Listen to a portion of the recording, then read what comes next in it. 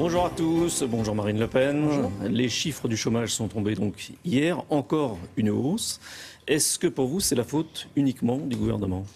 Oui, une hausse gigantesque, une hausse monstrueuse. 69 000 chômeurs en plus, c'était 54 000 déjà le mois dernier. Nous arrivons à, non pas d'ailleurs à 5 414 200 comme dit le gouvernement, mais à 5 717 900. Car permettez-moi de pousser un petit coup de gueule ce matin. Ça fait des décennies que les chiffres du chômage de nos compatriotes des DOM-TOM ne sont pas calculés dans les chiffres nationaux. Pourquoi ? Ce ne sont pas des demi-français. Ils souffrent du chômage encore plus d'ailleurs que la métropole, puisque le taux de chômage est 3 fois plus important. Donc je souhaite maintenant de la manière la plus solennelle que nos compatriotes des DOM-TOM soient inclus dans les chiffres nationaux du chômage. C'est la moindre des choses, le moindre des respects à leur égard. Ces chiffres sont dramatiques. Il faut maintenant prendre des mesures urgentes. Il n'y a pas de reprise, le pacte de responsabilité n'est pas Combien efficace. de fois on va nous faire ce cinéma ? À l'époque, Madame Lagarde, ministre de Nicolas Sarkozy, venait tous les 6 mois nous dire « la crise est derrière nous ».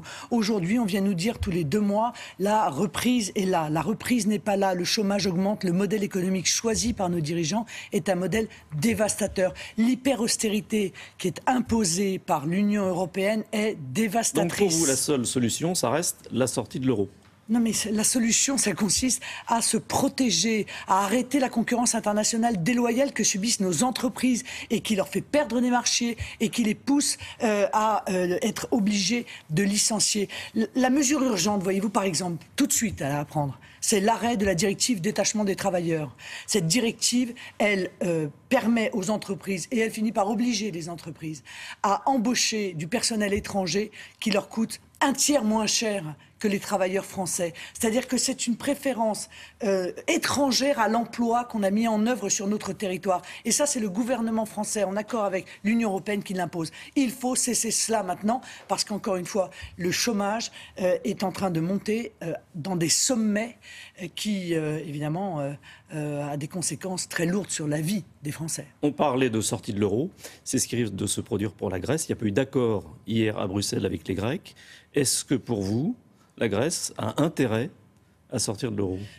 Oui, je le crois. Une sortie concertée, une sortie organisée, pas une sortie brutale où on jetterait la Grèce hors de l'euro. Vous savez, Paul Krugman, qui est prix Nobel d'économie, a dit quelque chose de très juste. Il a dit l'Union européenne n'a pas peur de la faillite de la Grèce. L'Union européenne, elle a peur que la Grèce sorte de l'euro et s'en sorte surtout sans l'euro. Parce que ce serait donc la révélation que l'euro a bien été un obstacle, un inconvénient en matière de compétitivité, en matière de création de richesse, en matière d'emploi. Donc je pense que la seule solution pour arrêter l'austérité en Grèce, c'est effectivement que la Grèce retrouve sa monnaie nationale. Ça aura des conséquences pour l'économie française, pour le contribuable français ? Non mais pardon, il faut arrêter avec ce mensonge de M. Sapin.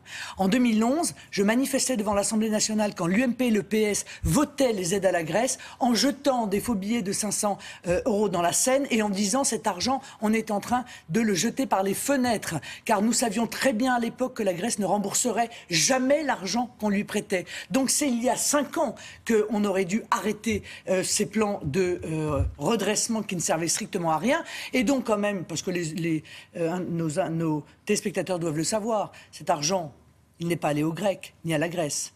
Il est allé pour renflouer les banques françaises et allemandes et leur permettre de se désengager de la Grèce. Nuance quand même. Je reviens en France avec la grève des taxis. Est-ce que vous comprenez la colère des chauffeurs ? Oui, bien sûr, je comprends leur colère. Et je trouve que le gouvernement a une lourde responsabilité parce qu'il laisse depuis des mois pourrir la situation. Il faut quand même comprendre que d'un côté, il y a des chauffeurs de taxi... Est-ce qu'on manque pas de taxis en France ? Pardon, il y a des chauffeurs de taxi qui ont acheté des licences 240 000 €. Est-ce que vous vous rendez compte de ce que ça représente pour pouvoir travailler ? Et on les met d'un coup d'un seul en concurrence avec des gens qui n'ont aucune obligation, qui n'ont aucune norme à respecter, qui n'ont jamais acheté aucune licence de quelque nature que ce soit. Alors il y a des moyens de régler le problème. En Italie, ils ont réglé le le problème en accordant aux chauffeurs de taxi une deuxième licence gratuite pour leur permettre de démultiplier leur outil de travail. Mais ce qui est sûr, c'est qu'aujourd'hui, cette concurrence, elle est déloyale, elle est illégale. Alors moi, je ne soutiens pas les actions violentes qui ont été celles de certains chauffeurs de taxi à l'égard de clients de Uber ou de chauffeurs de Uber. Je trouve ça inadmissible, mais il n'en demeure pas moins que cette colère qui gronde, n'importe quel professionnel dans n'importe quel secteur qui subirait ce que subissent les chauffeurs de taxi serait eux aussi probablement amenés à ces extrémités. Les élections régionales, vous aviez dit que vous annonceriez avant la fin du mois de juin si vous seriez candidate dans la région Nord-Pas-de-Calais-Picardie. On est à la fin du mois de juin. Est-ce que vous êtes candidate ? Nous serons tout à fait à la fin du mois de juin, le 30. On est presque à la fin. C'est le 30 que j'annoncerai ma décision. J'ai voulu l'annoncer aux habitants du Nord-Pas-de-Calais et de Picardie. Mais est-ce que votre décision est prise ? Oui, ma décision est prise. Mais je veux leur annoncer à eux, parce que je pense que c'est la moindre des choses, qu'ils soient les premiers destinataires de cette annonce. Mais qu'est-ce qui pourrait vous empêcher d'y aller ? Non, mais maintenant j'ai pris ma décision. On attendra mardi, je vous expliquerai tout ça. Voilà. Mais quand même, par exemple, Xavier Bertrand, qui pourrait être votre adversaire si vous êtes candidate, dit si elle n'y va pas, ce sera de la lâcheté. Qu'est-ce que vous lui répondez ? Excusez-moi, je n'ai pas énormément d'admiration pour ce que dit Xavier Bertrand, qui a lancé sa campagne avec un slogan la région au travail, comme si la région Nord-Pas-de-Calais-Picardie était une région de feignants et que le ministre du chômage qu'il a été allait remettre tout le monde au travail. Je trouve ça d'un mépris absolu de sa part. Donc ça n'est pas du tout la vision que j'ai. Non, c'est pas la vision que j'ai. Moi, j'ai beaucoup de respect et j'ai beaucoup d'affection pour une population qui souffre énormément, qui subit les conséquences de toutes les erreurs des gouvernements successifs, chômage, insécurité, immigration, clientélisme de la part des dirigeants socialistes. Et voilà, que ce soit moi ou quelqu'un d'autre, de toute façon, le Front National apportera beaucoup de mieux-être dans cette région en gagnant le Conseil régional. Elle est gagnable, cette région ? Bien sûr, elle est gagnable, mais elle n'est pas la seule. Il y en a d'autres qui sont gagnables. Si les Français le veulent, tout est possible. Merci.